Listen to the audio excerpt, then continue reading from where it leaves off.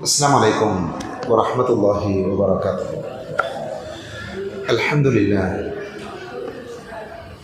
لله الواحد الأحد الفرد الصمد الذي لم يلد ولم يولد ولم يكن له كفوا أحد. أحمده حمدا بلا أحد. أشهد أن لا إله إلا الله وحده لا شريك له وأشهد أن محمدا عبده ورسوله. اللهم صل على محمد وعلى آل محمد كما صليت على إبراهيم وعلى آل إبراهيم إنك حميد مجيد. أما بعد فإن خير الحديث كتاب الله وخير الهدي هدي محمد صلى الله عليه وسلم وشر الأمور محدثاتها وكل محدثة بدعة وكل بدعة ضلالة وكل ضلالة في النار. أعوذ بالله من الشيطان الرجيم.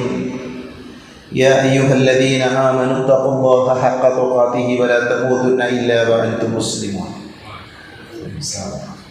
സ്നേഹധന്യരായ സഹോദരങ്ങളെ, സഹോദരികളെ, സർവ്വലോക രക്ഷിതാവായ അള്ളാഹുവിനെ സൂക്ഷിക്കണേ എന്ന് എന്നെയും നിങ്ങളെയും വളരെയധികം സ്നേഹത്തോടും കൂടെ ഓർമ്മപ്പെടുത്തുകയാണ്, ഉപദേശിക്കുകയാണ്. അള്ളാഹുവിൻ്റെ മഹത്തായ അനുഗ്രഹത്താൽ നബി സല്ലല്ലാഹു അലൈഹി വസല്ലമയുടെ നമസ്കാരത്തിൻ്റെ പൂർണ്ണമായ രൂപം വിശദീകരിക്കുന്ന പഠന ക്ലാസ്സിലാണ് നമ്മളെല്ലാവരും ഒരുമിച്ചിരിക്കുന്നത്. അള്ളാഹു സുബ്ഹാനഹു വ തആല നമ്മളിൽ നിന്ന് ഇതൊരു സ്വാലിഹായ സൽക്കർമ്മമായി സ്വീകരിക്കുമാറാകട്ടെ. കഴിഞ്ഞ ക്ലാസ്സിൽ ബാങ്കുമായി ബന്ധപ്പെട്ട, അദാനുമായി ബന്ധപ്പെട്ട ചരിത്രങ്ങളാണ് നമ്മൾ വിശദീകരിച്ചത്. ബാങ്കിൻ്റെ ഹുക്കുമ്, ബാങ്ക് എങ്ങനെയാണ് നിലവിൽ വന്നത്, ഇതെല്ലാം നമ്മൾ സാധ്യമാകുന്ന രീതിയിൽ മനസ്സിലാക്കുകയുണ്ടായി. നമസ്കാരത്തിൻ്റെ ഷർത്തുകളിൽപ്പെട്ട ഒന്നാണ് സമയമാവുക എന്നുള്ളത്. സമയമായാൽ ഒരാൾ നമസ്കരിക്കണം. അപ്പോൾ സമയമായി എന്ന് ഇന്നത്തെ കാലഘട്ടത്തിൽ നമ്മൾ അറിയിക്കാനുള്ള ഉപാധിയാണ് ബാങ്ക് വിളിക്കുക എന്നുള്ളത്. അപ്പം അതുകൊണ്ടാണ് നമ്മൾ ആ വിഷയം ആദ്യം തന്നെ പഠിച്ചത്. ഇന്ന് നമ്മൾ നമസ്കാരത്തിന് 9 ഷർത്തുകളിൽ വളരെ പ്രധാനപ്പെട്ട മറ്റൊരു ഷർത്താണ് വിശദീകരിക്കാൻ ആഗ്രഹിക്കുന്നത്. നമസ്കാരത്തിന് 9 ഷർത്തുകളാണ് എന്ന് നമ്മൾ അടിസ്ഥാനപരമായി പഠിക്കണം. ഇൻഷാ അല്ലാഹ് ഷർത്തുകൾ നമ്മൾ നമസ്കാരം തുടങ്ങുന്ന, നമസ്കാരത്തിൻ്റെ രൂപം തുടങ്ങുന്നത് വിശദീകരിക്കും. അപ്പോൾ നമ്മൾ പ്രസൻറ്റ് ചെയ്തിട്ട് ഇൻഷാ അല്ലാഹ് നമുക്ക് കാണാം, ഓരോന്നോരോന്ന് എഴുതി നമുക്ക് പഠിക്കാം. അപ്പോൾ 9 ഷർത്തുകളിൽ പണ്ഡിതന്മാർ ആ 9 ഷർത്തുകളെ 2ആയി വിഭജിച്ചിട്ടുണ്ട്. ഒന്ന് നമസ്കാരം സ്വീകാര്യമാകാനുള്ളതും നമസ്കാരം ശരിയാകാനുള്ളതും. നമസ്കാരം സ്വീകാര്യമാകാനുള്ള ഷർത്തുകളുണ്ട്, നമസ്കാരം ശരിയാവാനുള്ള ഷർത്തുകൾ. അപ്പോൾ നമ്മൾ പറഞ്ഞുകൊണ്ടിരിക്കുന്ന നമസ്കാരം സ്വീകാര്യമാവാനുള്ള ഷർത്തുകളാണ്, നിസ്കാരത്തിൻ്റെ ഉള്ളിലുള്ള കാര്യമല്ല. നമസ്കാരം ശരിയാകണമെങ്കിൽ നിസ്കാരത്തിൻ്റെ സുജൂദ് ഉണ്ടാകണം. അതാണ് നിസ്കാരത്തിൻ്റെ റുക്കിനാണ് സുജൂദ് ചെയ്യാന്നുള്ളത്.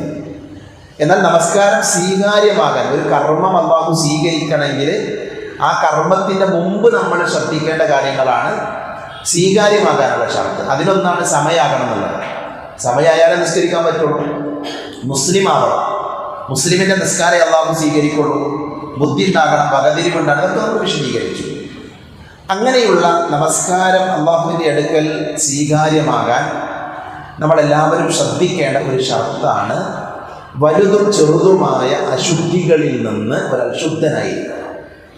പെട്ടെന്ന് പറഞ്ഞാൽ വുളു ഉണ്ടായിരിക്കണം എന്നർത്ഥം. വുളു എടുക്കണം. വുളു എടുക്കാതെ ഒരാളുടെ നമസ്കാരം ശരിയാവില്ല. അതിന് പണ്ഡിതന്മാർ വിശദീകരിക്കുക എങ്ങനെയാണ്? 2 അശുദ്ധിയാണുള്ളത്. ഒന്ന് ചെറിയ അശുദ്ധി, മറ്റൊന്ന് വലിയ അശുദ്ധി. ആ 2 അശുദ്ധികളിൽ നിന്നും ശുദ്ധിയായാൽ മാത്രമേ അല്ലാഹു നമ്മുടെ നമസ്കാരം സ്വീകരിക്കുള്ളൂ. മനസ്സിലായല്ലോ? അപ്പം അതുകൊണ്ട് തന്നെ ത്വഹാറത്തിനെ കുറിച്ചാണ് നമ്മളിന്ന് വിശദീകരിക്കുന്നത്. ത്വഹാറത്ത് എന്ന് പറഞ്ഞാൽ ശുദ്ധി എന്നാണ് അതിൻ്റെ അർത്ഥം. ത്വഹാറത്ത് ശുദ്ധീകരിക്കുക എന്നാണ് അർത്ഥം. ഇസ്ലാമിൽ 2 തരത്തിലുള്ള ത്വഹാറത്ത്, 2 രീതിയിലുള്ള ത്വഹാറത്ത്. ഒന്ന് ത്വഹാറത്തു മഅനവിയ എന്ന് പറയും. ത്വഹാറത്തു മഅനവിയ എന്ന് പറഞ്ഞാൽ ആത്മീയമായ ശുദ്ധിയാണ്. ആത്മീയമായ ശുദ്ധി. അപ്പോൾ അത് മനസ്സിലാക്കാൻ ഏറ്റവും നല്ല തെളിവ് വിശുദ്ധ ഖുർആനിൽ അല്ലാഹു സുബ്ഹാനഹു വ തആല പറഞ്ഞു, യാ അയ്യുഹല്ലദീന ആമനു ഇന്നമൽ മുശ്രികൂന നജസുൻ. യാ അയ്യുഹല്ലദീന ആമനു, സത്യവിശ്വാസികളെ, ഇന്നമൽ മുശ്രികൂന നജസുൻ, തീർച്ചയായും മുശ്രിക്കുകളായ ആളുകൾ നജസാണ്. നജസിൻ്റെ അർത്ഥം എല്ലാവർക്കും അറിയാം, മ്ലേച്ഛമാണ്, പിന്നെ ചെളിയിലെ അത് അശുദ്ധിക്കാണ് നജസ് എന്ന് പറയാം. അപ്പോൾ നോക്കൂ, നിങ്ങൾ ഖുർആനിലെ പ്രയോഗം എന്താ? ഇന്നമൽ മുശ്രികൂന നജസുൻ, മുശ്രിക്കുകൾ നജസാണ്. അപ്പം എന്തതിൻ്റെ അർത്ഥം എന്താണ്?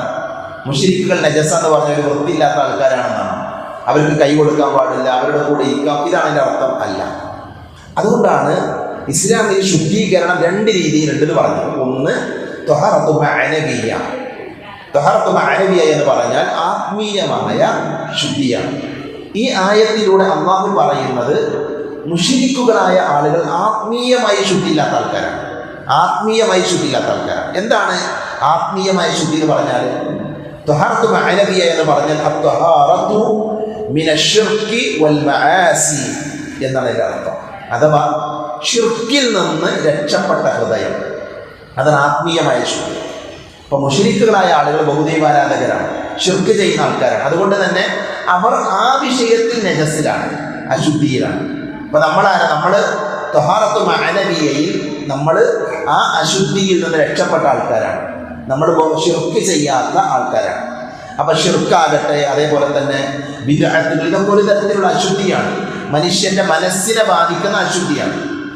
ശരീരത്തിൻ്റെ ശുദ്ധിയേക്കാൾ ഒരാൾ പ്രാധാന്യം കൊടുക്കേണ്ടത് ഇതിനാണ്. ആത്മീയമായി ശുദ്ധിയുള്ള ആളാകണം, നമ്മുടെ തൗഹീദ് ശരിയാകണം, അള്ളാഹനെ മാത്രം ആരാധിക്കുന്ന ആൾക്കാരാകണം. മനസ്സിലായില്ലേ? അത് നമ്മൾ ശ്രദ്ധിക്കേണ്ട കാര്യമാണ്. ഒരിക്കൽ നബി സല്ലല്ലാഹു അലൈഹി വസല്ലമയും സ്വഹാബികളും ഇങ്ങനെ യാത്ര ചെയ്യണം.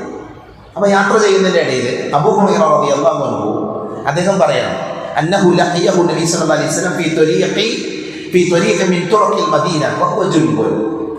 അബൂ ഹുറൈറ റളിയല്ലാഹു അൻഹു നബിൻ്റെ കൂടെ യാത്ര ചെയ്യണം, അവർ മദീനയിലേക്കുള്ള വഴിയിലാണ്. അപ്പോൾ അദ്ദേഹം ജനാബത്തുകാരനാണ് അബൂ ഹുറൈറ റളിയല്ലാഹു അൻഹു. അങ്ങനെ എന്ത് ചെയ്തു? അദ്ദേഹം പറഞ്ഞു ഫൻസല്ല ഫദഹബ ഫഖ്തസല.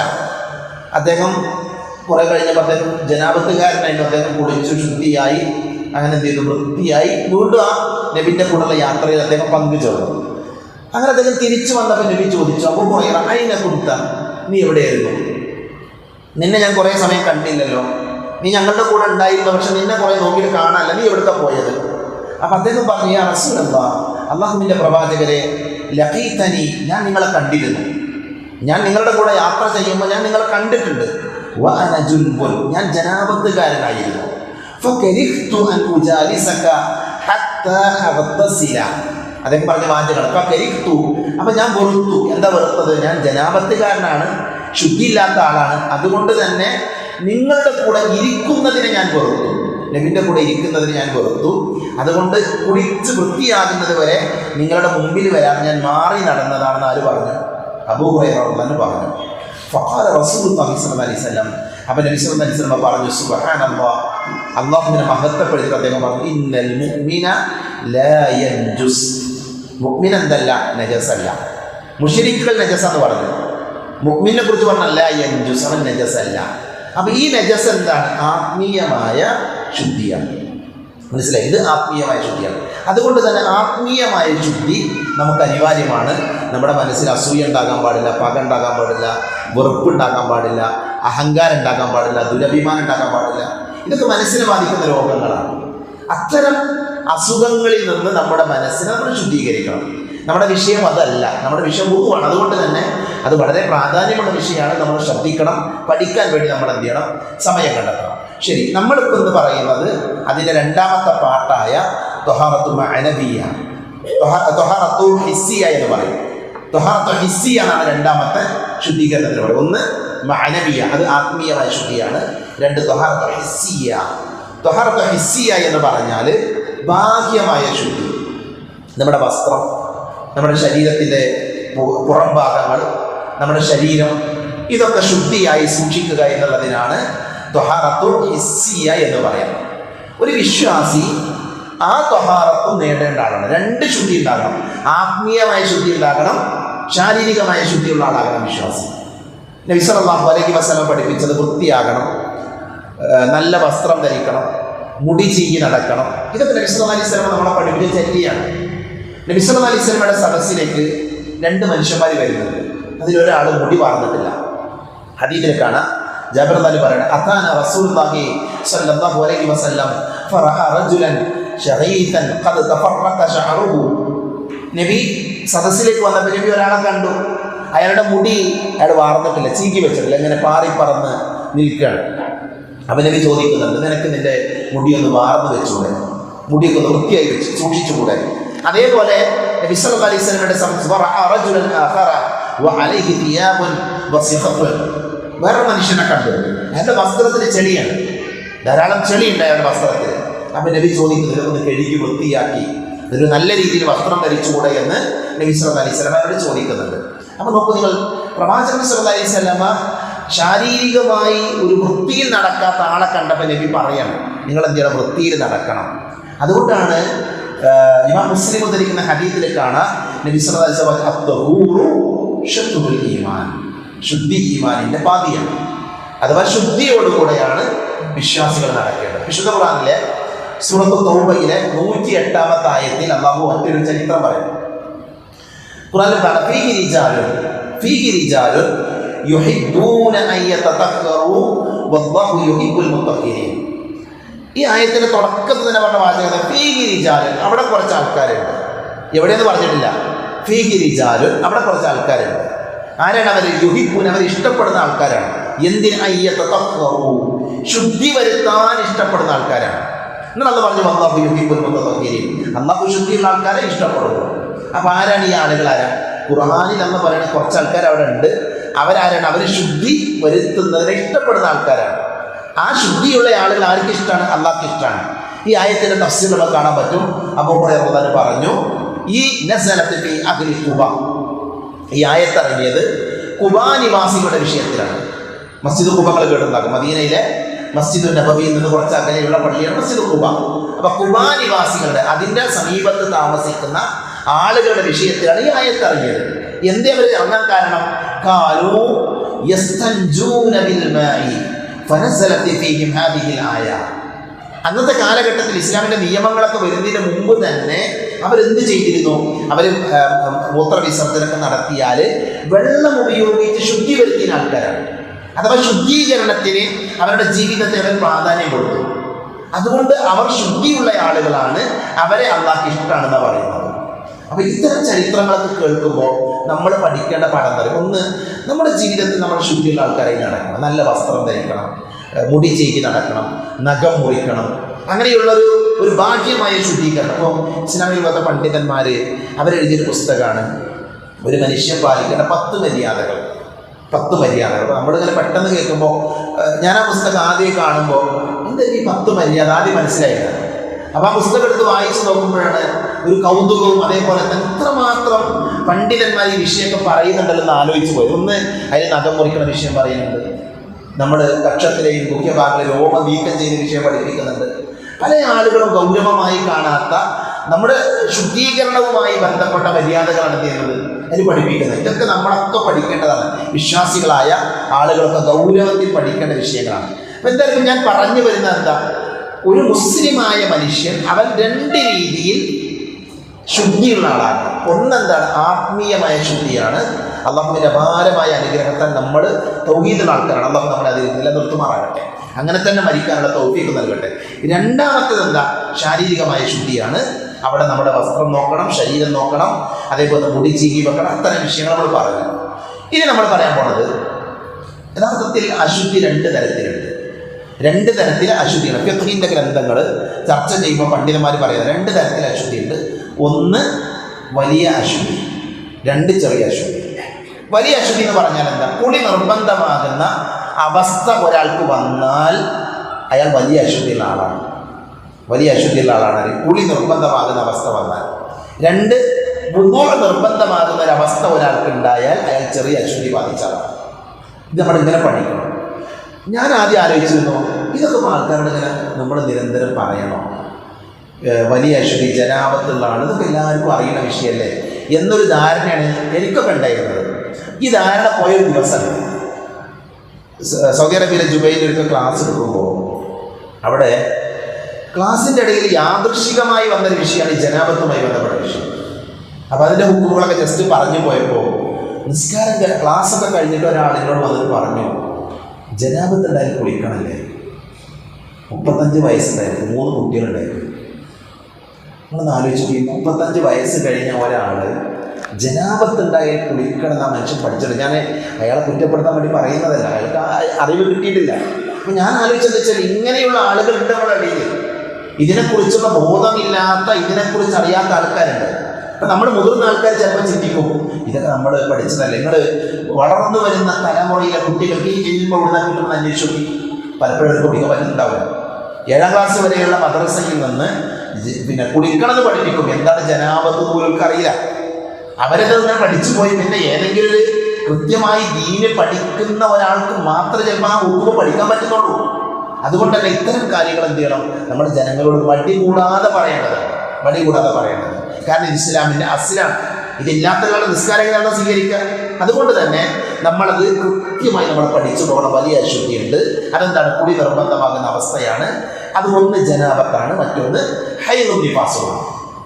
ഒന്ന് സ്ത്രീകൾ പുരുഷന്മാരുമായി ബന്ധപ്പെട്ട വിഷയമാണ്. 2 കൂട്ടർക്കും ജനാബത്തുണ്ടായി, അഥവാ ശാരീരിക ബന്ധത്തിൽ ഏർപ്പെട്ടാൽ അവരെന്തായി? അവർ ജുനുബ് ബാധിച്ച ആളുകൾ, ജനാബത്തുകാരാണ്. അതേപോലെ തന്നെ സ്ത്രീകളെ സംബന്ധിച്ചിടത്തോളം ഹൈദുണ്ടായാലും നിഫാസ് ഉണ്ടായാലും, ഹൈദ് എന്നതുകൊണ്ട് ഉദ്ദേശിക്കുന്നത് ആർത്തവമാണ്, അവരുടെ മാസമുറയാണ്. നിഫാസ് എന്ന് പറഞ്ഞാൽ പ്രസവരക്തവുമായി ബന്ധപ്പെട്ട, അതിനാണ് നിഫാസ് എന്ന് അറബിയിൽ പറയാം. ഈ ഹൈദ് ബാധിച്ചൊരു പെണ്ണ് ശുദ്ധിയാകാൻ കുളിക്കേണ്ടതുണ്ട്. നിഫാസ് ബാധിച്ചൊരു പെണ്ണ് അവിടെ ശുദ്ധിയാകാൻ ചെയ്യേണ്ടതുണ്ട്. കുളിക്കൽ നിർബന്ധമാണ്. എന്നിട്ടാണ് അവിടെ ചെയ്യേണ്ടത്? നമസ്കരിക്കേണ്ടത് എന്ന് പണ്ഡിതന്മാർ പറഞ്ഞിട്ടുണ്ട്. അതൊക്കെ പ്രത്യേകം പഠിക്കേണ്ട മസാലകളാണ്. രണ്ടാമത്തെ ചെറിയ അശുദ്ധിയാണ്. ചെറിയ അശുദ്ധി എന്ന് പറഞ്ഞാൽ വുളു നഷ്ടപ്പെടുന്ന അവസ്ഥക്കാണ് ചെറിയ അശുദ്ധി എന്ന് പറയുന്നത്. അപ്പോൾ വുളു നഷ്ടപ്പെടുന്ന കാര്യങ്ങൾ ഇൻഷാ നമുക്ക് വിശദീകരിക്കാം. അപ്പോൾ ഈ 2 അശുദ്ധികളിൽ നിന്ന് എങ്ങനെയാണ് ഒരാൾ ശുദ്ധിയാകേണ്ടത്? അതുകൊണ്ടാണ് നമ്മൾ ഈ വിഷയം പഠിക്കേണ്ടി വരുന്നത്. മനുഷ്യൻ ഇങ്ങനെ 2 അശുദ്ധി ഉണ്ടാവും. ഒന്നെങ്കിൽ അത് ജനാബത്തുകാരനാകാം, അല്ലെങ്കിൽ വുളു നഷ്ടപ്പെടാം. അപ്പോൾ ഈ 2 അശുദ്ധിയും വന്നാൽ, ഒന്ന് ജനാബത്തുകാരൻ അവൻ കുളിക്കണം, പൂർണ്ണമായി കുളിക്കണം, ശരീരം പൂർണ്ണമായിട്ട് നനച്ച് കുളിക്കണം. ഞാൻ ആ ജനാബത്ത് കുളിക്കൽ രൂപം കൊള്ള പറയുന്നില്ല, അത് പഠിക്കാത്ത ആൾക്കാർ പഠിക്കണം. ഒരബദ്ധമല്ലാതെ പഠിക്കണം, ഗൗരവമുള്ള വിഷയമാണ്. രണ്ടാമത്തത് വുദുവാണ്. നമ്മുടെ വിഷയം വുദുവാണ്. വുദു എന്ന് പറഞ്ഞാൽ ചെറിയ അശുദ്ധിയുള്ള ആള് വുദു ചെയ്താലാണ് അയാൾ ശുദ്ധിയുള്ള അവസ്ഥയിലേക്ക് അയാൾ എത്തുന്നത്. വുദു എന്ന് പറഞ്ഞാൽ പണ്ഡിതന്മാർ പറഞ്ഞു, വുദു എന്ന പദം വന്നത് മിനൽ വദഅ വഹിയ അൽ ഹുസ്നു വന്നവാ, അതാണ് അതിൻ്റെ അർത്ഥം. അഥവാ വദഅ എന്ന് പറയുന്ന പദത്തിൽ നിന്നാണ് വുദു എന്ന പദം ഉണ്ടായിട്ടുള്ളത്. വദഅ എന്ന് പറഞ്ഞാൽ വൃത്തി, ഭംഗി എന്നൊക്കെയാണ് അതിൻ്റെ അർത്ഥം. വദഅ എന്ന് പറഞ്ഞാൽ അതിൽ നിന്നാണ് വുദു എന്ന പദം ഉണ്ടായിട്ടുള്ളത്. എന്നാൽ വുദു എന്നതുകൊണ്ട് മതപരമായി കൊണ്ട് ഉദ്ദേശിക്കുന്നത് ഇസ്തിഅമാലു മാഇൻ തഹൂരിൻ ലിഅഅദാഇൻ മഖ്സൂസ എന്നങ്ങനെ പറഞ്ഞാൽ അല്ലാഹുവിനുള്ള ഇബാദത്ത് എന്ന നിലയിൽ മതം കൽപ്പിച്ച രീതിയിൽ എന്ത് ചെയ്യാം? മുഖം, വഹിയ അൽ വജ്ഹു വൽ യദാൻ വറഅസ് വൽരിജ്ലാൻ, മുഖം, കൈകൾ, തല, കാലുകൾ എന്നീ 4 അവയവങ്ങളിൽ വെള്ളം ഉപയോഗിച്ച് ശുദ്ധിയാക്കലാണ് വുദു എന്ന് പറഞ്ഞത്. ഇതെല്ലാവർക്കും അറിയാം. അപ്പോൾ നമുക്ക് നിങ്ങൾ ഇവിടെ 4 കാര്യങ്ങളാണ് പറഞ്ഞത്. ഒന്നെന്താണ്? വൽയദാൻ, അൽ വജ്ഹ് വൽയദാൻ വറഅസ് വൽരിജ്ലാൻ. ഇത് പഠിച്ചു പോകണം. ഈ 4 കാര്യങ്ങൾ എന്താണ്? മുഖം, 2 കൈകൾ, തല, 2 കാലുകൾ. ഇതെന്തിനാ പഠിച്ചു നോക്കുന്ന ഇൻഷാല്ലാഹ് അടുത്ത ആയത്ത് ഞാൻ പറയും, മനസ്സിലാകും. അപ്പോൾ ഈ അവയവങ്ങളിൽ വെള്ളം ഉപയോഗിച്ച് കഴുകലാണ് വുദു. മനസ്സിലായോ? ഇതിൻ്റെ വിധി എന്താണ്? ഇതിൻ്റെ ഹുക്മ് പറയുമ്പോൾ നമസ്കാരം, ത്വവാഫ്, മുസ്ഹഫ് സ്പർശിക്കുക, അടിവരടനെ നമസ്കാരം, ത്വവാഫ്, മുസ്ഹഫ് സ്പർശിക്കുക. വാചകം ശരിക്കും അവിടെ ശ്രദ്ധിക്കണം. സ്പർശനമാണ്, സ്പർശിക്കുക തുടങ്ങിയ കർമ്മങ്ങൾക്ക് വുദു എന്താണ്? നിർബന്ധമാണ്. 3 കാര്യങ്ങൾക്ക് വുദു നിർബന്ധമാണ്. വുദു നിർബന്ധമുള്ള 3 കാര്യങ്ങൾ. ഒന്നെന്താണ്? 1 നിസ്കാരമാണ്, 2 ത്വവാഫാണ്, 3 ഖുർആൻ സ്പർശിക്കലാണ്. വേറെ ഏതൊരു കാര്യത്തിന് എന്തില്ല? വുദു നിർബന്ധമല്ല. വുദു സുന്നത്തായ കുറേ സ്ഥലമുണ്ട്. വേറെ ഒരു കാര്യത്തിന് എന്ത് ഷർത്തല്ല? വുദു ഷർത്തല്ല. വുദു നിർബന്ധമായത് നിസ്കാരത്തിനാണ്, ത്വവാഫിനാണ്, മുസ്ഹഫ് സ്പർശിക്കാനാണ്. ഖുർആനിൽ അല്ലാഹു പറഞ്ഞു, യാ അയ്യുഹല്ലദീന ആമനൂ ഇദാ ഖുംതും ഇലസ്സലാത്തി ഫഗ്സിലൂ വുജൂഹക്കും വഅയ്ദിയക്കും ഇലൽ മറാഫിഖി വംസഹു ബിറുഊസിക്കും വഅർജുലക്കും ഇലൽ കഅബൈൻ. ഇതാണ് വുദൂവിന്റെ തെളിവ്. സൂറത്തുൽ മാഇദ 6-ാമത്തെ ആയത്ത്. വുദൂ എടുക്കണമെന്ന് ഖുർആൻ നമ്മളെ പഠിപ്പിക്കുന്ന തെളിവ് ഏത് ആയത്തിലാണ്? 5-ാം അധ്യായം 6-ാമത്തെ ആയത്ത്. എന്താണ് ആയത്തിൽ പറഞ്ഞത്?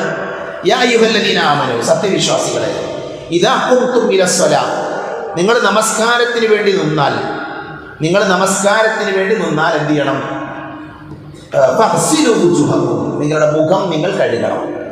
വഅയ്ദിയക്കും, നിങ്ങളുടെ കൈകൾ കഴുകണം.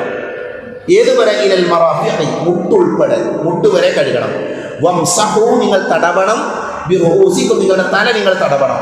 വഅർജുലക്കും, നിങ്ങളുടെ കാലുകൾ എന്ത് ചെയ്യണം? കഴുകണം. ഏതുവരെ? ഇലൽ കഅബൈൻ, നെരിയാണി ഉൾപ്പെടെ.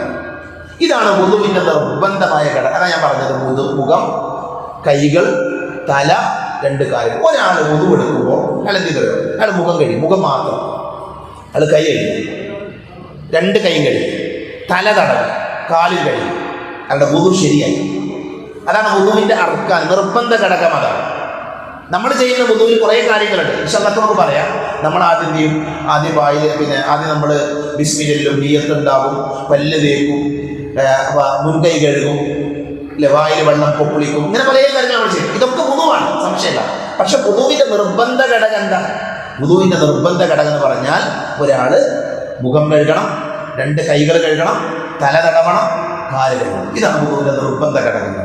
എന്തിനെങ്ങനെ പഠിക്കണമെന്നല്ലോ? ഒരു സമയത്ത് നമുക്ക് വെള്ളമെല്ലാം വിചാരിക്കും, കുറച്ച് വെള്ളമുള്ളൂ, വളരെ കുറച്ച് വെള്ളമുള്ളൂ. അപ്പം വെള്ളം ഉണ്ടെങ്കിൽ എന്ത് ചെയ്യാൻ പറ്റില്ല? തയമം ചെയ്യാൻ പറ്റില്ല. വെള്ളം ഉണ്ടെങ്കിൽ തയമം ചെയ്യാൻ പറ്റില്ല. വെള്ളമുള്ള അയാൾ വെള്ളം ഉപയോഗിച്ച് വുദൂ ചെയ്യണം. അപ്പോൾ വുദൂവിന്റെ നിർബന്ധ കാര്യങ്ങൾ എന്താ? അത് ചെയ്യാനുള്ള വെള്ളം ഉണ്ടെങ്കിൽ നമ്മൾ എത്ര ചെയ്താൽ മതി. അപ്പം നമ്മുടെ വുദൂ നമുക്കത് വെച്ച് നിസ്കരിക്കാൻ പറ്റും. മനസ്സിലായില്ലേ? ഞാൻ പറഞ്ഞ മനസ്സിലാണ്ടല്ലോ. അപ്പം അത് വെച്ച് നമുക്ക് നിസ്കരിക്കാൻ പറ്റും. വുദൂവിന്റെ പൂർത്തീകരണം എങ്ങനെയാണ്? അത് നബി സല്ലല്ലാഹു അലൈഹി വസല്ലമയിൽ നിന്ന് ഉസ്മാൻ റളിയല്ലാഹു അൻഹു ഉദ്ധരിക്കുന്ന ഹദീസിൽ നമുക്ക് കാണാൻ പറ്റും.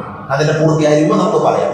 പക്ഷെ നബി സല്ലല്ലാഹു അലൈഹി വസല്ലം പറഞ്ഞു, ലാ തുഖ്ബലു സ്വലാത്തു അഹദിക്കും ഇദാ അഹ്ദത ഹത്താ യതവദ്ദഅ, നിങ്ങളുടെ നമസ്കാരം സ്വീകരിക്കുക ഏതുവരെ?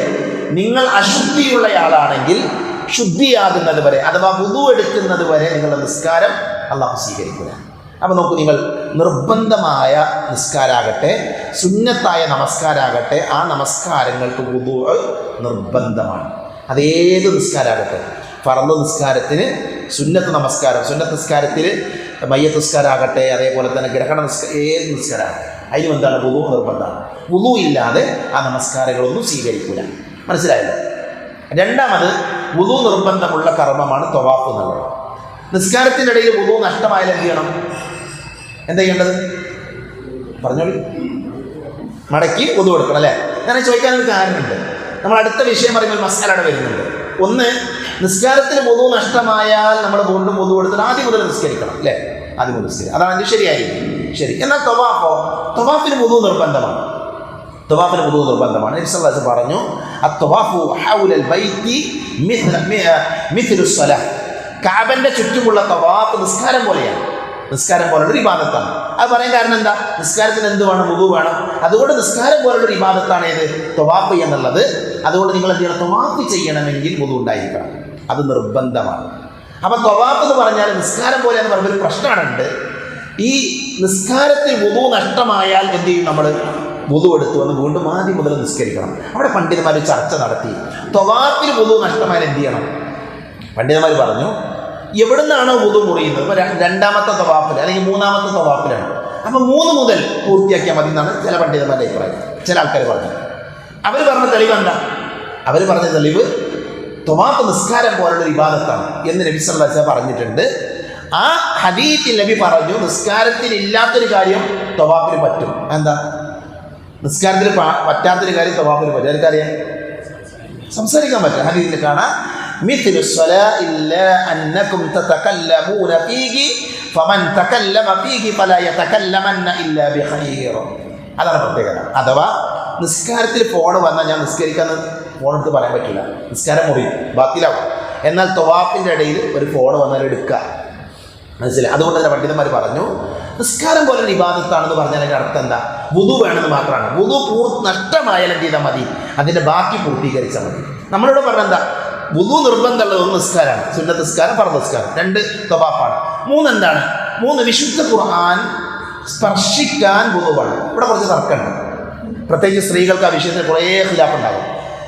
അടിസ്ഥാനപരമായി മനസ്സിലാക്കേണ്ടത് ഖുർആൻ പാരായണത്തിനും ഖുർആൻ സ്പർശിക്കാനുമൊക്കെ ഏറ്റവും നല്ലത് വുളുവോടുകൂടെ ചെയ്യുന്നതാണ്. അതിലൊരു തർക്കമല്ല.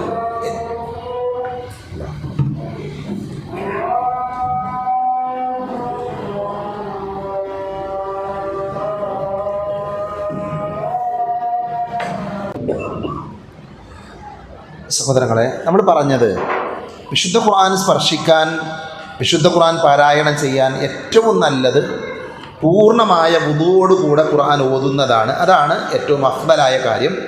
അതിൽ പണ്ഡിതന്മാർക്കിടയിൽ യാതൊരു തർക്കമല്ല.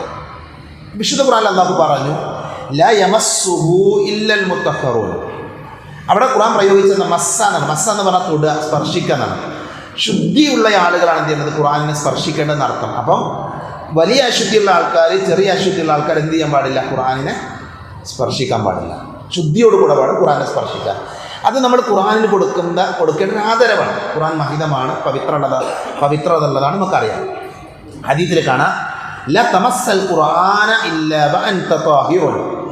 നീ ഖുർആനെ സ്പർശിക്കരുത്, ഏത് അവസ്ഥയിലാകാതെ, ത്വാഹിറാകാതെ, ശുദ്ധിയാകാതെ നീ ഖുർആനിനെ സ്പർശിക്കരുത്. അപ്പോൾ അവിടെ അടിസ്ഥാന നിയമം എന്താ, ഏറ്റവും നല്ലത് നമ്മൾ ഖുർആൻ ഓതാൻ വേണ്ടി ഖുർആൻ എടുക്കുമ്പോൾ അതാരാകട്ടെ, വിദ്യാർത്ഥികളാകട്ടെ, മുതിർന്നവരാരാകട്ടെ, സ്ത്രീകളാകട്ടെ, ഏറ്റവും അഫ്ളൽ ഖുർആൻ വുളു എടുത്ത് ഖുർആൻ പാരായണം ചെയ്യുന്നതാണ്. അതാണ് ഏറ്റവും പുണ്യം. ഫുഖഹാക്കളായ പണ്ഡിതന്മാർ പറഞ്ഞു, പ്രത്യേകിച്ച് മദ്ഹബിൻ്റെ ഇമാമുകൾ, ല യജൂസു മസ്ഉൽ മുസ്ഹഫ്, ല യജൂസു അനുവദനീയമല്ല മസ്ഉൽ മുസ്ഹഫ്, ഖുർആൻ സ്പർശിക്കുക എന്നുള്ളത് എങ്ങനെ, ഗൈരി വുദൂഇ, വുദൂ ഇല്ലാതെ ഖുർആൻ തൊടാൻ പാടില്ല. അത് ല യജൂസ്, അനുവദനീയമല്ല.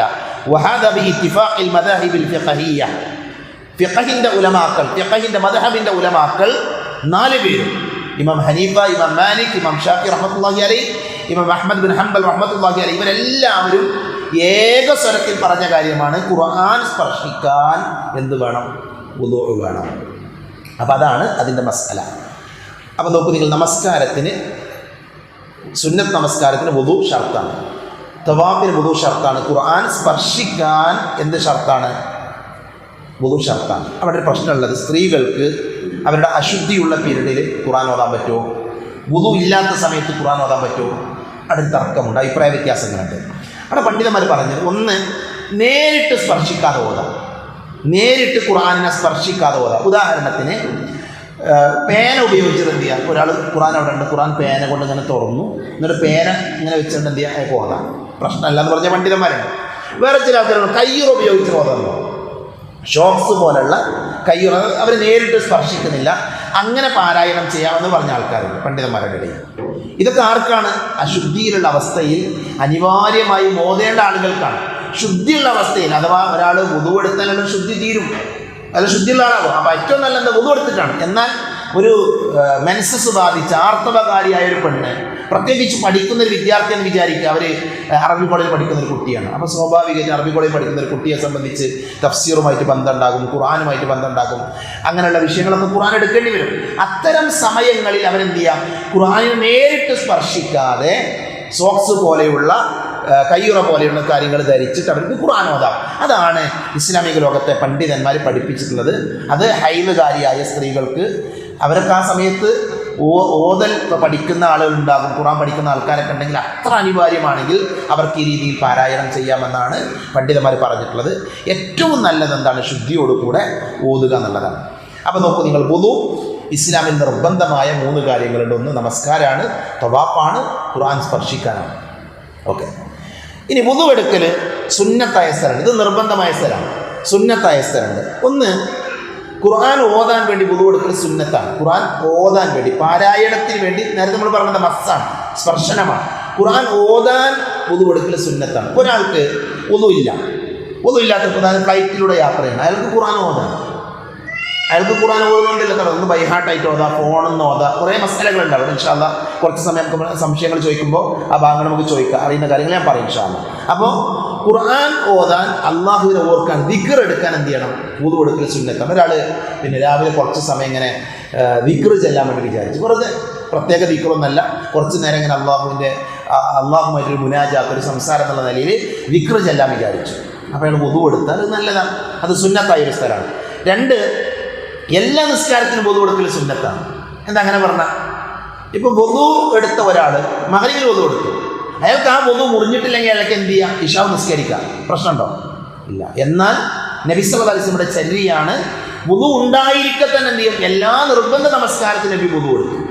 അത് സുന്നത്താണ്. മഗ്‌രിബിലെടുത്ത വുദു മുറിഞ്ഞിട്ടില്ലെങ്കിലും ഇശാന്റെ സമയത്ത് വീണ്ടും വുദു എടുക്കുക, അത് സുന്നത്താക്കപ്പെട്ട ഒരു സ്ഥലമായി ഹദീസിൽ കാണാം. കാന നബി സല്ലല്ലാഹു അലൈഹി വസല്ലം യതവല്ലഉ ഇൻദ കുല്ലി സ്വലാത്തിൻ. ഇമാം ബുഖാരി ധരിക്കുന്ന ഹദീസാണ്.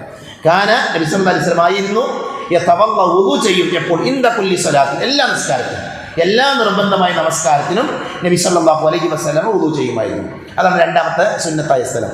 3, വലിയ അശുദ്ധിയുള്ള ഒരാൾ, ജനാപത്തുകാരനായ ഒരാൾ, അയാൾ എന്ത് ചെയ്തു? വീണ്ടും ഭാര്യ ഭർത്തൃ ബന്ധം ഉദ്ദേശിച്ചാൽ അയാൾക്ക് എന്ത് ചെയ്യാം? അയാൾ വുദു എടുക്കൽ സുന്നത്താണ്. അഥവാ ശാരീരിക ബന്ധത്തിൽ ഏർപ്പെട്ട ഒരു മനുഷ്യൻ വീണ്ടും ശാരീരിക ബന്ധത്തിൽ ഏർപ്പെടാൻ ഉദ്ദേശിച്ചാൽ അയാൾ എന്ത് ചെയ്യണം? വുദു ചെയ്യുക എന്നുള്ളത് സുന്നത്തായ കാര്യമാണ്. അതേപോലെ തന്നെ ജനാപത്തുള്ള ഒരാൾ ഭക്ഷണം കഴിക്കാനോ വെള്ളം കുടിക്കാനോ ഉദ്ദേശിച്ചാൽ വുദു ചെയ്യൽ സുന്നത്താണ്. അതാണ് 3ാമത്തെ വിഷയം. അബൂ സഈദ് അൽ-ഖുദ്രി റളിയല്ലാഹു അൻഹു പറഞ്ഞു, ഇദാ അതാ അഹദുകും അഹ്ലഹു ثم أراد أن يعود فليتوضأ.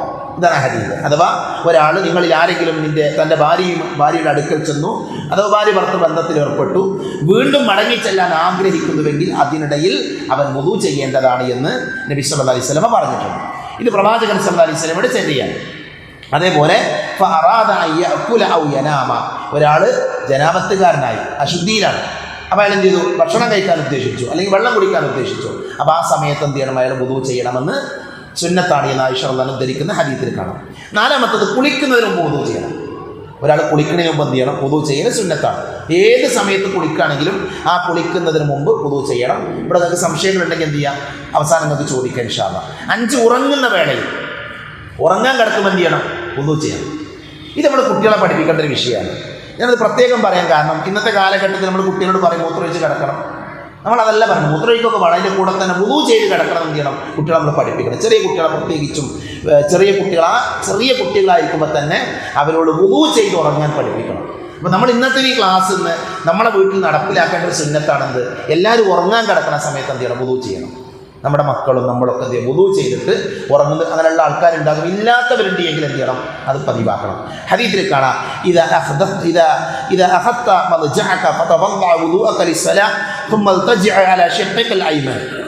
താങ്കൾ ഉറക്കശയ്യ പ്രാപിക്കാൻ ഉദ്ദേശിച്ചാൽ നമസ്കാരത്തിന് വുദു ചെയ്യുന്നത് പോലെ വുദു ചെയ്യുക.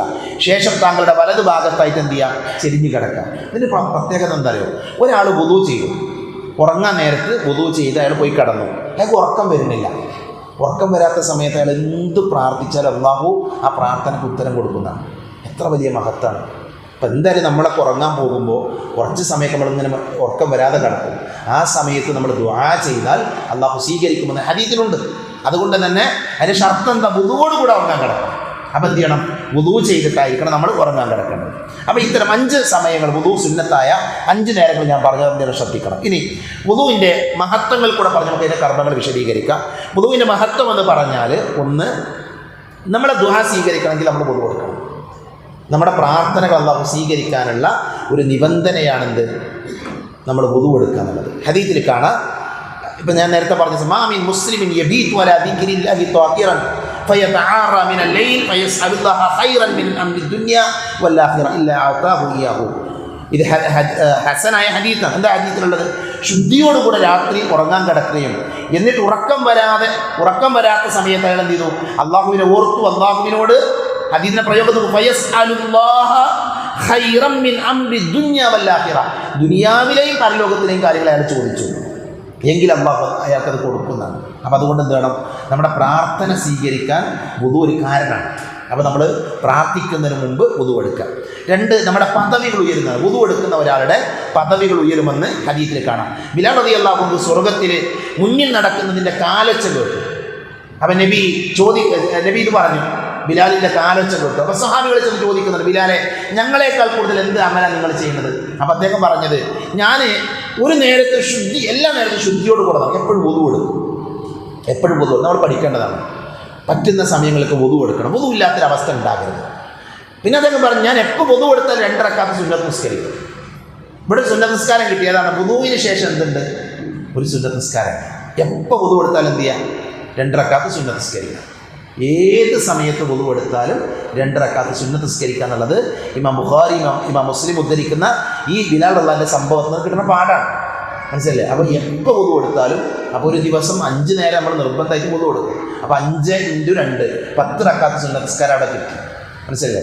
ഒരു ദിവസം 76 റക്അത്ത് നിസ്കാരം ഒരു ദിവസം. സ്വഹീഹായ ഹദീസുകളുടെ മുന്നിൽ വെച്ചിട്ട് നമുക്ക് 76 റക്അത്ത് സുന്നത്ത് നിസ്കാരം കിട്ടും. നിങ്ങൾ കൂട്ടി നോക്കിയാൽ മതി. ശരി, ഇനി വുദു എടുത്ത് നമ്മുടെ പാപങ്ങൾ പൊറുക്കാൻ കാരണം ഹദീസിൽ കാണാം. നബി സല്ലല്ലാഹു അലൈഹി വസല്ലം പറഞ്ഞു, ഒരാൾ എന്ത് ചെയ്തു? ഒരാൾ വുദു എടുത്തു. ഏറ്റവും നല്ല നബി സല്ലല്ലാഹു അലൈഹി വസല്ലം പഠിപ്പിച്ചതുപോലെ വുദു എടുത്താൽ ആ വുദു കാരണം അയാളുടെ പാപങ്ങൾ എന്ത് ചെയ്യും? പൊറുക്കുന്നതാണ്. വലിയ പാപങ്ങളൊന്നും ഇല്ലെങ്കിൽ, വൻ പാപങ്ങളില്ലെങ്കിൽ എന്ത് ചെയ്യും? വൻ പാപങ്ങൾ എത്രയാണ് ആർക്കറിയാം? എത്ര? 7 വേറെ അഭിപ്രായം ഉണ്ടോ? 10. ശരി, ഏറ്റവും പ്രധാനപ്പെട്ട 7 അല്ലേ? സബഉൽ മുബിഖാത്ത് എന്ന വൻപാപങ്ങൾ 70 എന്നാണ് ഇമാം ദഹബി റഹ്മത്തുള്ളാഹി പറയുന്നത്. അൽ കബായിർ എന്ന് പറഞ്ഞൊരു പുസ്തകം, അൽ കബായിർ. ആ പുസ്തകം വായിക്കാൻ പറ്റുന്ന ആൾക്കാരൊക്കെ വായിക്കണം. എന്തറിയോ? ഈ വൻപാപങ്ങൾ നമ്മുടെ ജീവിതത്തിൽ സംഭവിച്ചാൽ പല തെറ്റും പൊറുക്കൂല പഠിച്ചോ. അതുകൊണ്ട് വൻപാപങ്ങൾ നമ്മൾ പഠിക്കണം. ഇമാം ദഹബിയുടെ ഇതേപോലെ പറ്റുന്ന ഒരാളെ വെച്ച് നിങ്ങൾ ആ പുസ്തകം ക്ലാസ് എടുത്ത് പഠിക്കേണ്ട വിഷയം അൽ കബായിർ. അതാണ് ഇമാം ദഹബിയുടെ അൽ കബായിർ. വേറെ ചില പണ്ഡിതന്മാർ അതിലേറെ എണ്ണിയിട്ടുണ്ട്. അതിൽ ഈ പറഞ്ഞ 7 വൻപാപങ്ങളുണ്ട്. അതല്ലാതെ ഈ ഹദീസിൽ നിന്ന് എന്താ പഠിക്കുന്നത്? കബായിറുകളില്ല എങ്കിൽ, വലിയ പാപങ്ങളില്ല എങ്കിൽ എന്ത് ചെയ്യും? അവൻ്റെ മറ്റുള്ള ചെറുദോഷങ്ങളൊക്കെ വുദു എടുക്കുന്നതിലൂടെ പൊറുക്കപ്പെടുമെന്ന് നബി സല്ലല്ലാഹു അലൈഹി വസല്ലം പറഞ്ഞിട്ടുണ്ട്. അതേപോലെ നമ്മൾ വുദു എടുക്കുമ്പോൾ നമ്മുടെ പാപങ്ങൾ ഒലിച്ചു പോകുന്ന, നമ്മൾ കൈ കഴുകുമ്പോൾ ആ കയ്യിൽ നിന്ന് അവസാനത്തെ തുള്ളി വെള്ളം ഉറ്റുന്നതോടുകൂടെ കൈകൊണ്ട് ചെയ്ത പാപങ്ങൾ ഒലിച്ചു പോകും. ഞാൻ ഹദീസ് ഉദ്ധരിക്കുന്നില്ല, സമയം വളരെ വൈകിയിട്ടുണ്ട്. മുഖം കഴുകുമ്പോൾ മുഖത്തുനിന്ന് എന്ത് ചെയ്യും? വെള്ളം ഒലിച്ചു പോകുന്നത് പോലെ നമ്മുടെ പാപങ്ങൾ ഒലിച്ചു പോകും. അപ്പോൾ ഏത് അവയവം കഴുകുമ്പോഴും ആ അവയവം കൊണ്ട് ചെയ്ത പാപങ്ങൾ അതിൻ്റെ കൂടെ ഒലിച്ചു പോകുമെന്ന് ഇമാം മുസ്ലിം ഉദ്ധരിക്കുന്ന ഹദീസിൽ നമുക്ക് കാണാൻ പറ്റും. വേറെയും ഒരുപാട് ഹദീസുകൾ പാപങ്ങൾ പൊറുക്കപ്പെടുമെന്നുള്ളതിന് തെളിവായി ഒരുപാട് ഹദീസുകളുണ്ട്. അതേപോലെ തന്നെ നാളെ നബി സല്ലല്ലാഹു അലൈഹി വസല്ലം പരലോകത്ത് നമ്മളെ തിരിച്ചറിയുക വുദൂവിൻ്റെ അടയാളത്തിലാണെന്ന് പറഞ്ഞിട്ടുണ്ട്. നബി പറഞ്ഞതായിട്ട് കാണാം, ഇന്ന ഉമ്മത്തി യുദ്ഔന യൗമൽ ഖിയാമ ഗുർറൻ മുഹജ്ജലീന മിൻ അഥാരിൽ വുദൂ. അങ്ങനെയാണ് നബി വിളിക്കുക. വുദൂവിൻ്റെ അവയവങ്ങൾ കൊണ്ട്, അഥവാ വുദൂ എടുത്ത ഭാഗങ്ങൾ പ്രകാശിക്കും. അങ്ങനെ നബിക്ക് മനസ്സിലാക്കാൻ പറ്റും നമ്മുടെ ഉമ്മത്ത്, നബിയുടെ ഉമ്മത്തിനെ. അങ്ങനെയാണ് നബി തിരിച്ചറിയാന്ന് പറഞ്ഞത്. അതേപോലെ തന്നെ ഒരാൾ നന്നായി വുദൂ എടുത്തു, എന്നിട്ട് 2 റക്അത്ത് നിസ്കരിച്ചു.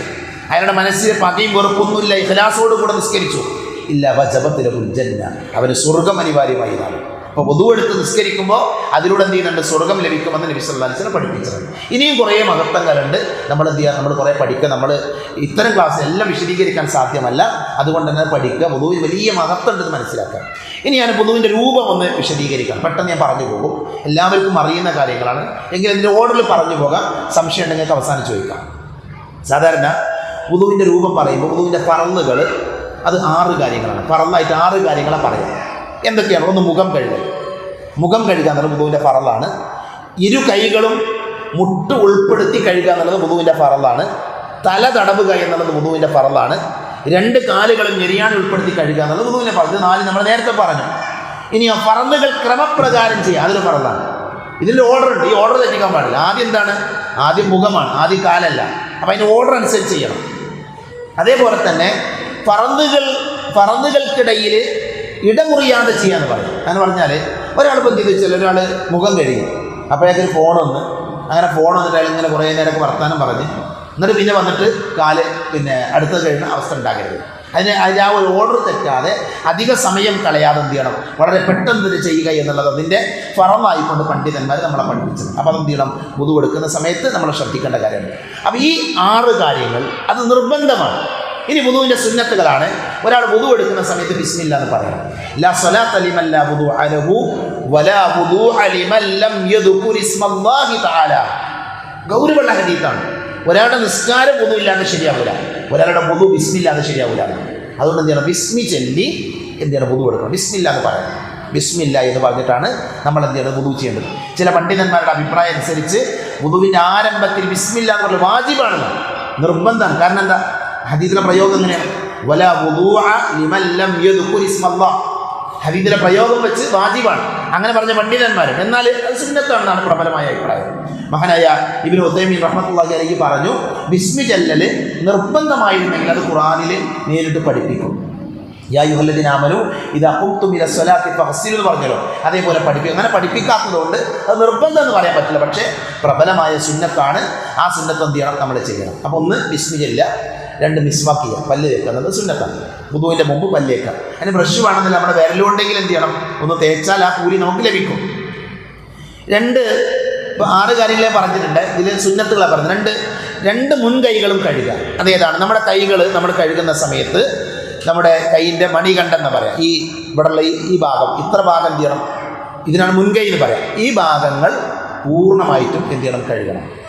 അവിടെ നമ്മൾ ശ്രദ്ധിക്കേണ്ടത് എന്താ? വെള്ളമെടുത്ത് കൈകൾ കഴുകുമ്പോൾ കൈയിൻ്റെ വിരലുകൾക്കിടയിൽ വെള്ളം എത്തിക്കാൻ ശ്രദ്ധിക്കണം. പല ആൾക്കാർ ഇങ്ങനെ കൈ കൊണ്ട് പോരാ, അവിടെ വെള്ളം ശരിക്കും എന്തിനർത്ഥം? അതേപോലെ തന്നെ ശ്രദ്ധിക്കേണ്ട കാര്യമാണ്. ഇപ്പം നമ്മളൊക്കെ കൈൻ്റെ ഇവിടെ ഈ വിരലിൻ്റെ മടക്കുകൾ ഉണ്ടാവും അല്ലേ? ഈ മടക്കുകൾ ചുരുണ്ടാണ് കിടക്കണം. അപ്പോൾ അവിടെ വെള്ളം എത്തണം. അപ്പോൾ എന്തെന്ന് വെച്ചാൽ ഇത് കഴുകുമ്പോൾ ഒന്ന് കൈ ഇതാക്കി പിടിച്ച് ആ മടക്കുകളിലൊക്കെ വെള്ളം എത്തി ഉറപ്പ് വരുത്തണം. കാരണം വുദുവിൻ്റെ എല്ലാ സ്ഥലങ്ങളിലും വെള്ളം എത്തിക്കണം. പ്രത്യേകിച്ച് എന്ത് ചെയ്യണം? അത് വാജിബാണേത്? കൈ കഴുകുക വാജിബ, നിർബന്ധമാണ് കൈ കഴുകുക. അതുകൊണ്ട് തന്നെ നമ്മൾ കൈ കഴുകുന്ന സമയത്ത് ഇവിടെ ഇങ്ങനെ നല്ലോണം അടങ്ങിയിട്ടുണ്ടാവും എല്ലാ ആൾക്കാരും. അപ്പോൾ അവിടെ എന്ത് ചെയ്യണം? കൈ ശരിക്കും ഈ രീതിയിൽ പിടിച്ചിട്ട് തന്നെ എന്ത് ചെയ്യണം? അവിടെ വെള്ളം എത്തിക്കാൻ ശ്രദ്ധിക്കണം. കാരണം ഇത് വാജിബായ സ്ഥലമാണ്. ഇതിൽ പിന്നെ പ്രശ്നമില്ല, ഇത് സുന്നത്താണ്. ഞാൻ എൻ്റെ ഇത് കുറക്കല്ല, ഇത് നിർബന്ധമായതുകൊണ്ട് തന്നെ നബി സല്ലല്ലാഹു അലൈഹി വസല്ലമ ഒരാൾ വുദു ചെയ്തൊരു കോയിനിൻ്റെ ഭാഗം നനയാതെ കണ്ടപ്പോൾ അയാളോട് നീ മടങ്ങും, എന്നിട്ട് വുദു ചെയ്തു എന്ന് പറഞ്ഞ് മടക്കിയ ചരിത്രം കാണാം. കാരണം അത്ര ഗൗരവമുള്ള വിഷയം. അതുകൊണ്ട് തന്നെ വുദു ചെയ്യുമ്പോൾ എന്ത് ചെയ്യണം? ഇവിടെ വെള്ളം എത്തുന്നുണ്ട്, മറ്റുള്ള സ്ഥലങ്ങളിലൊക്കെ വെള്ളം എത്തുന്നുണ്ടെന്ന് ഉറപ്പ് വരുത്തണം. അതേപോലെ പല ആളുകൾക്കും അറിയാത്ത, പല ആളുകളും ശ്രദ്ധിക്കാതെ പോകുന്നൊരു മസാലയാണ് നമ്മളെന്ത് ചെയ്യണം? വായിൽ വെള്ളം കൊപ്പിളിക്കണം. അത് സുന്നത്താണ്. വായിൽ വെള്ളം കൊപ്പിളിക്കുന്നതിൻ്റെ കൂടെ എന്ത് ചെയ്യണം? മൂക്കിൽ വെള്ളം കയറി ചീറ്റും. ഇതെല്ലാവർക്കും അറിയാം അല്ലേ? എന്നാൽ മൂക്കിൽ എങ്ങനെ വെള്ളം കയറി ചീറ്റണം?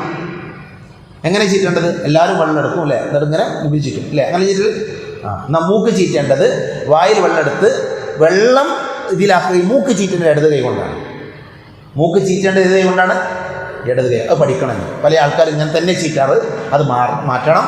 ഹദീസിൽ കാണാം, ഇടത് കൈ കൊണ്ടാണ് എന്ത് ചെയ്യുന്നത്? മൂക്കിൽ വെള്ളം ഇങ്ങനെ വായിലെടുക്കുക, എന്നിട്ട് വെള്ളം കയറ്റിയിട്ട് ചീറ്റാൻ ഉപയോഗിക്കേണ്ടത് ഏത് കൈയാണ്? ഇടത് കൈയാണ് എന്നുള്ളത് പ്രത്യേകം നമ്മൾ മനസ്സിലാക്കണം. പിന്നെ താടിയുള്ള ആൾക്കാർ ഞാൻ പറഞ്ഞത് എല്ലാവരും താടി വളർത്തണം. താടി അതുകൊണ്ടാണ് ഈ ഹദീസിൽ വന്നത്, ഈ ചരിത്രത്തിൽ വരുന്നത്. ഈ ഭാഗത്ത് വരുന്ന താടി എന്താണ്? മുസ്ലിമായ ഒരാൾക്ക് ഉണ്ടാകണം. ഞാൻ ആരും കുറ്റപ്പെടുത്തണമല്ല കേട്ടോ. അപ്പോൾ താടി എന്ത് ചെയ്യണം? താടി മനഃപൂർവ്വം പഠിച്ചു കളയുന്ന ആൾക്കാരെ ഒഴിവാക്കണം. എന്നോടുള്ള സ്നേഹം കൊണ്ട് പറയുന്നതാണ്. ആ താടി ഇടയിലൂടെ നമ്മുടെ വിരലുകൾ എന്ത് ചെയ്യണം? ചികറ്റി നമ്മൾ കഴുകണം. നേരത്തെ ഞാൻ പറഞ്ഞു, കാലിൻ്റെയും കൈയിൻ്റെയും വിരലുകൾക്കിടയിൽ എന്ത് ചെയ്യണം?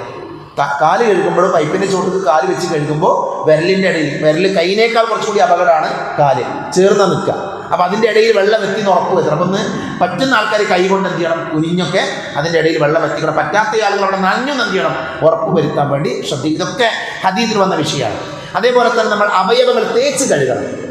വെള്ളം ഇങ്ങനെ ആക്കിപ്പോയാൽ പോരാ, അവയവങ്ങൾ ശരിക്കും തേച്ച് കഴുകുക എന്നുള്ളത് സുന്നത്താണ്. വലതു ഭാഗം കൊണ്ട് ആരംഭിക്കുക എന്നുള്ളത് എന്താണ്? സുന്നത്താണ്. വലതു ഭാഗം കൊണ്ട് ആരംഭിക്കുക എന്നുള്ളത് സുന്നത്താണ്. വുദുവിൻ്റെ അവയവങ്ങൾ കഴുകുമ്പോൾ വലതു ഭാഗം കൊണ്ട് ആരംഭിക്കുക എന്നുള്ളത് സുന്നത്തായ കാര്യമാണ്.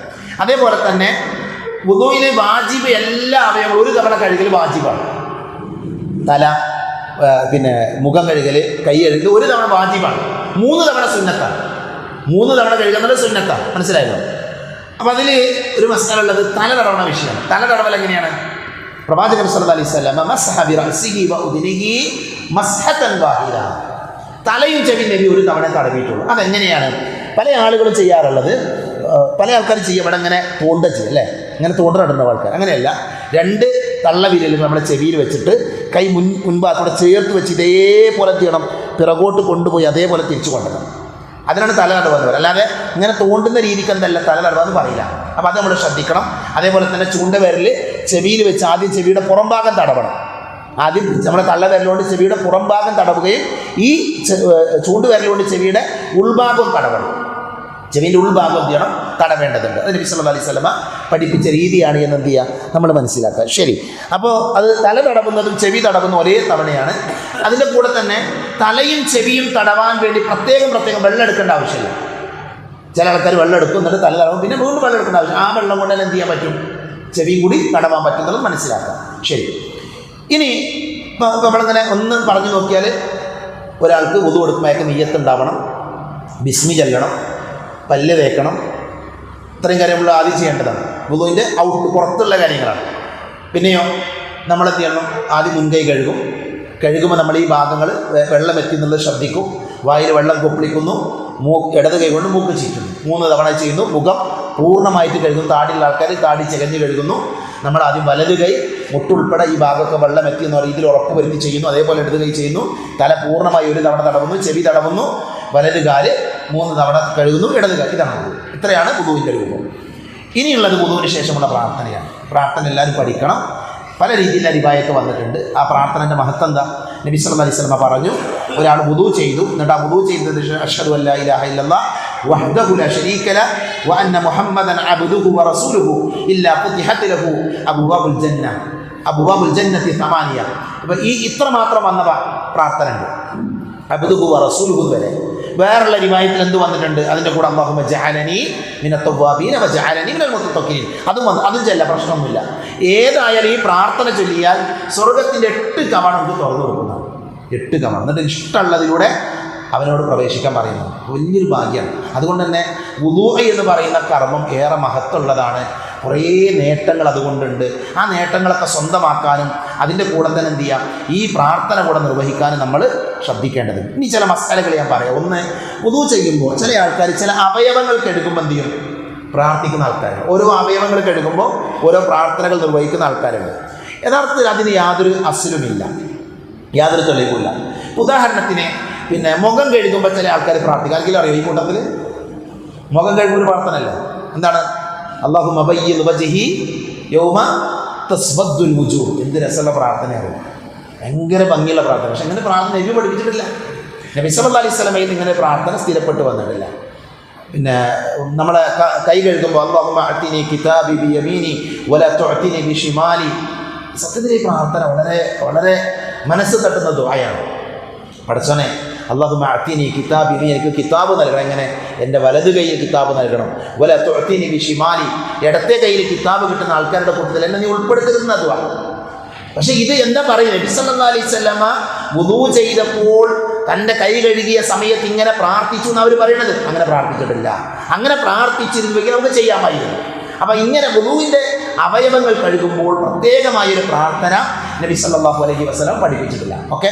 അതേപോലെ തന്നെ സ്ത്രീകളെ സ്പർശിച്ചാൽ വുദൂ മുറിയുമോ എന്നുള്ളതാണ് അടുത്തൊരു മസ്അല. ഞാൻ ഈ ഒരു ക്ലാസ് വേറെ സ്ഥലത്തെടുത്തപ്പോൾ ഒരാൾ വളരെ ഗൗരവത്തിൽ പറഞ്ഞു, നിങ്ങൾ പെണ്ണുങ്ങളതൊന്നും പഠിപ്പിക്കണം, അവരെ കൊണ്ട് ഇടങ്ങേറാണെന്നാണ്. കാരണം എന്താ? സ്ത്രീകളെ സ്പർശിച്ചാൽ വുദൂ മുറിയുമോ എന്നുള്ളതാണ് ചർച്ച. ഒന്നാമത് നമ്മൾ മനസ്സിലാക്കേണ്ടത് സ്ത്രീകളെ സ്പർശിക്കാൻ പാടില്ല എന്നുള്ളതാണ് ഒന്നാമത്തെ ഹുക്കുമ്.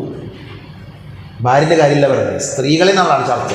അപ്പോൾ ബഹുമാന്യനായ സക്കരിയ സ്വലഹി റഹിമഹുല്ലാഹ്, അല്ലാഹു അദ്ദേഹത്തിൻ്റെ ഖബറിനെ വിശാലമാക്കി കൊടുക്കുമാറാകട്ടെ.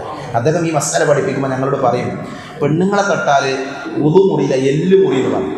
മനസ്സിലായല്ലോ? പെണ്ണുങ്ങളെ തൊട്ടാൽ വുദൂ മുറിയില്ല, എല്ല് മുറി. കാരണം എന്താ? ഏതെങ്കിലും പെണ്ണുങ്ങളെ പോയി തൊട്ടാൽ ഒന്നെങ്കിൽ അവൻ്റെ ആങ്ങളെ അല്ലെങ്കിൽ ഭർത്താവൊക്കെ വന്നത് അടിയിട്ടിട്ട് എല്ല് മുറിയാണ്, അല്ലാതെ വുദൂ അല്ല മുറിയെന്ന് പറയാറുണ്ട്. യഥാർത്ഥത്തിലുള്ള മസ്അല അതാണ്. ഒരു സ്ത്രീയെ സ്പർശിച്ചാൽ എന്ത് ചെയ്യൂല? വുദൂ മുറിയില്ല.